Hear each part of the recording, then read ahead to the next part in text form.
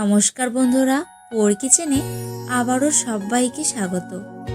আশা করছি সবাই খুব ভালোই আছেন, আমিও ভালো আছি। আজকে হাজির হয়েছি ভিন্ন স্বাদের বেগুন ভাজার রেসিপি নিয়ে, যেটা গরম গরম ভাতের সাথে খেতে কিন্তু দুর্দান্ত লাগে। তাই বলবো একবার হলেও এই বেগুন ভাজার রেসিপিটা ট্রাই করবেন। তাই ভিডিওটি স্কিপ না করে পুরোটা দেখার অনুরোধ রইল। প্রথমেই আমি বেগুনগুলোকে এভাবে গোল করে কেটে নিয়ে মাঝখানের অংশটাকেও একটু গোল করে কেটে রেখেছি। আর এখানে আমি পেঁয়াজ কুচি, ধনেপাতা কুচি, টমেটো কুচি আর কাঁচা লঙ্কা কুচি কেটে রেখেছি। আর বেগুনের মাঝখানের যে অংশটাকে আমি বাদ দিয়েছিলাম, সেই মাঝখানের অংশটাকেও এভাবে ছোট ছোট টুকরো করে কেটে ধুয়ে রেখেছি।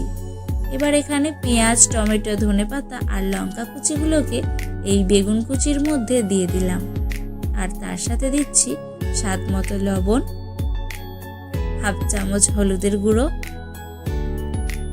হাফ চামচ লঙ্কার গুঁড়ো, আর তার সাথে দিয়ে দেবো একটা ডিম। পরে যদি আবারও ডিম লাগে তখন আরও একটা ডিম আমি দিয়ে দেব। এবার এই সব কিছুকে খুব ভালো করে মিশিয়ে নেব। আমার চ্যানেলের এই রান্নাগুলো যদি আপনাদের ভালো লেগে থাকে তাহলে লাইক, কমেন্ট আর শেয়ার করে দেবেন। আমি আরও একটা ডিম ভেঙে খুব ভালো করে সব কিছুকে মিশিয়ে নিচ্ছি। আমার চ্যানেল এখনও না সাবস্ক্রাইব করা থাকলে চ্যানেলটিকে সাবস্ক্রাইব করে বেল বাটনটি প্রেস করে পাশে থাকবেন। সব কিছুকে খুব ভালো করে মিশিয়ে 5 মিনিটের মতো রেখে দেব।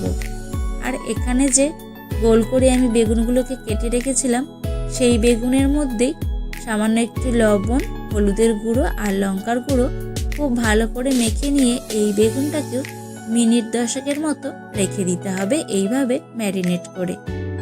এবার একটা ফ্রাইং প্যান বসিয়ে দিয়েছি। আর ফ্রাইং প্যান গরম হয়ে গেলেই পরিমাণ মতো তেল দিয়ে দেবো। আর যে লবণ হলুদ দিয়ে মেখে রাখা বেগুনটা রেখেছিলাম, সেই বেগুনগুলোকে এইভাবে তেলের মধ্যে বসিয়ে দেব। আর তারপরে যে বেগুন কুচির সঙ্গে ডিমের মিশ্রণটা রেখেছিলাম, ওই ডিম মিশ্রণ বেগুনটাকে এইভাবে চামচের মধ্যে দিয়ে বেগুনের ভেতরের অংশটাকে চেপে চেপে ভরে দেব। যতটা প্রয়োজন লাগবে ততটাই কিন্তু একদম ভর্তি করে ভরে নিতে হবে। আর গ্যাসের ফ্লেমটা কিন্তু একদম লোতে রেখেই একটু সময় নিয়ে বেগুনটাকে ভেজে নিতে হবে, তাহলে কিন্তু বেগুন ভাজাটা খুব সুন্দর হবে। এভাবে একটা কাঁটা চামচ দিয়ে একদম খুবই সাবধানে আলতো হাতে এভাবে উল্টে পাল্টে 2 পিঠ সুন্দর করে ভেজে তুলে নিলেই কিন্তু এই দুর্দান্ত স্বাদের বেগুন ভাজার রেসিপিটা একদমই রেডি হয়ে যাবে। তাই বলবো বাড়িতে অবশ্যই একবার হলেও এই বেগুন ভাজাটা ট্রাই করে খেয়ে দেখুন। সময়ও লাগে খুব কম আর খেতেও হয় কিন্তু অসাধারণ। এরকম নিত্য নতুন রেসিপি দেখার জন্য চ্যানেলের নোটিফিকেশান অল করে রাখবেন, যাতে আমি ভিডিও ছাড়লেই আপনারা সবার আগে দেখতে পারেন।